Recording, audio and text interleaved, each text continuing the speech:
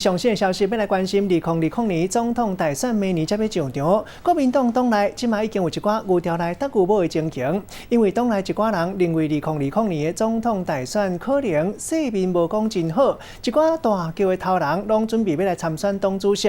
都有朱立伦、韩国瑜，也阁有连胜文，拢是真抢市的人选，拢是行情特别好。另外，阁有主席吴敦义，即马要来拼党内不分区安全名单。有人认为讲，伊就是伫咧替选举了后要来铺路，也毋过针对这款逼位的讲法，吴敦义讲无这款代志。